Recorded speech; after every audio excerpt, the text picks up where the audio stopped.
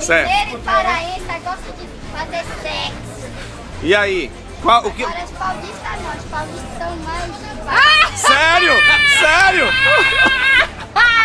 É verdade, é filme. Não, é isso aí que tem que filmar, pai. Aí bota a câmera em mim, bota em você. Igual paraense.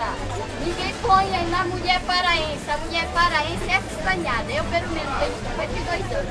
Se o meu marido pudesse me pegar todo dia, eu estaria no Brasil. Mas o homem não é igual a mulher, não é verdade? Porque a gente abre as pernas no CFT, né? Aí ele tem que estar bem tranquilo. Mas esse aqui agrada, olha, dá 3 centímetros de dentro. Já vai chamar lá em cima da periquita. Ave Maria! Pra ficar apertada e gostosa.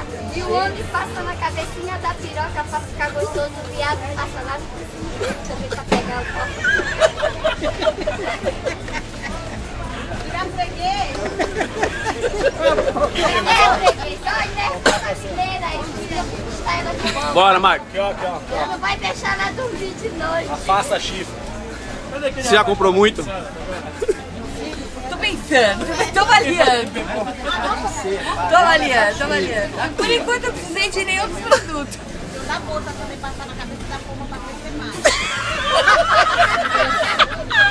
Como é que é? Não vi? É? Da bolsa pro poder lá ficar maior. Moçada animada, né?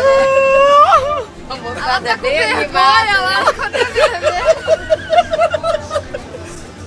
Bora, porra.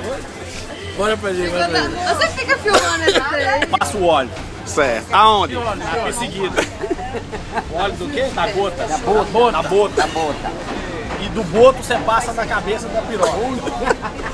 E aí? Aí depois o pau vira uma picareta.